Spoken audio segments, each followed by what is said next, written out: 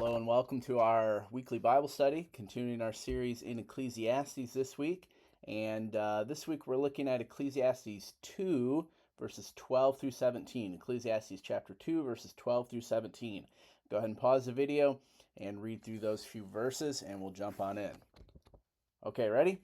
All right, we are continuing the preacher's search. He is testing out different avenues to find meaning and fulfillment in life. We've seen that he's tested out wisdom, he's tested out pleasure, and then now he is back to wisdom, but specifically considering wisdom versus foolishness or folly, which is better. And he gets into, as we've read, the fact that death is a big problem when you consider wisdom versus folly. Verse 12 is a good reminder for us as we start thinking about wisdom versus folly, and that is that we're talking about King Solomon here. No one could supersede the king's efforts. This is King Solomon we're talking about here, the wisest man who ever lived. And so if you say, well, he didn't find meaning in wisdom, but I can, the statements there in verse number 12, what can a man do that cometh after the king, even that which hath been already done? It takes that away from us, right? He's got access to wisdom we're never going to have, right? So just a good reminder for us, this lens that we're considering life through, this lens of King Solomon, who's richer, more powerful than we will ever be. Good reminder for us. So what does the preacher find out here as he searches out wisdom versus folly?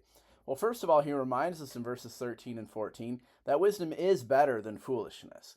And he gives us this illustration in verse number 13 that wisdom is better than foolishness, just as light is better than darkness. So he's better to be able to see what you are doing, and wisdom excels folly just as much as light excels darkness. He reiterates that in verse number 14, where he gives us this view of life that wise people walk around with this clear head in a well-lit room, and fools walk around as if they are blind.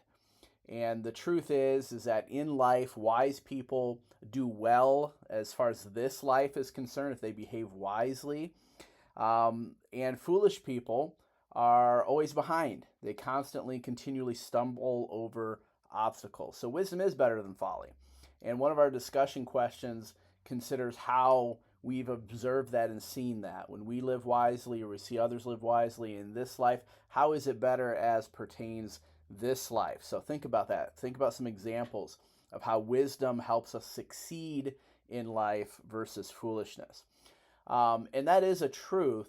But when you get to the end of verse 14 and then 15 and 16, we see even though wisdom can help us get ahead in this life, there's a big problem, and that is that both wisdom and foolishness end the same. And wisdom may help us succeed in this life, but verse 14 takes a long view of things, this passage in general, or Ecclesiastes in general. We're not just talking about life under the sun. We have a bigger view in mind, and this life doesn't last forever. And we find the preacher coming to this conclusion in verses 14 through 16 that both the wise and the foolish face the same fate. We don't have any control over that. No matter how wise we are or how foolish we are, we're both going to face the same fate. And we see two things that the preacher brings out in verses 14 through 16. First of all, in verses 14 and 15, we see that we all are going to die someday, right? Verse 14 says, one event happeneth to them all. Nobody can escape the fact that they are going to die. I mean, I've seen and read about people that say they want to live forever, they want to live to be 200, whatever. You can try all the drugs, all the surgeries, all the methods. Your death is inevitable. And it doesn't matter how wise or foolish you are, you're going to face death. You can't escape it, right? And then verse 16 gives us another problem. And you might say, well, maybe I can't escape physical death, but my memory will live on, right? And verse 16 says, well, there's no remembrance of the wise more than the fool forever, seeing that which now is in the days to come shall all be forgotten. And eventually the memory of you will fade. And so even behaving wisely and trying to do what's right and what's reasonable and what's smart, it doesn't carry your memory on forever. Eventually you'll be forgotten. And that's true of the wise person, it's true of the fool. And so the preacher comes to this conclusion that this says something about wisdom. Wisdom under the sun has the same end of foolishness. And so, what use is it? We get to verse number 17, we see the preacher's conclusion. That once again, he says, I tested wisdom, I tested pleasure, I even considered wisdom versus foolishness or madness, folly, and I've come to this conclusion that everything under the sun is vanity. It's all emptiness. In fact, he uses very strong language in verse number 17. He says, therefore I hated life. Not even just his life, just life in general. He says, because the work that is wrought under the sun is grievous to me, for all is vanity and vexation of spirit. He found no meaning, even when pursuing wisdom versus foolishness. And so I'd like us to just kind of sit with that. Maybe not draw a ton of conclusions from this, but sit with this fact that, well, I could try to be so wise in this life. I could try to do all the things that are smart or right. And if it's just this life, if it's just under the sun, I'm going to end up with that same conclusion the preacher has. A few thoughts for you. Again, just some things to ponder. First of all, the preacher here isn't necessarily talking about true wisdom. And he's talking about wisdom under the sun. But true wisdom is the fear of the Lord.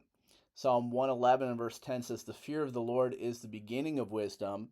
A good understanding have all they that do his commandments. His praise endureth forever.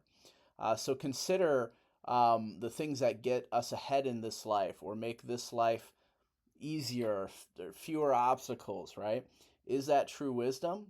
Psalmist says that the fear of the Lord is the beginning of wisdom. And so consider some contrast between wisdom under the sun and true wisdom.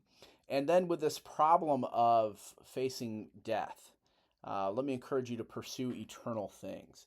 How could I apply wisdom today, not just in getting ahead in this life, but how could I apply wisdom today in service of the Lord?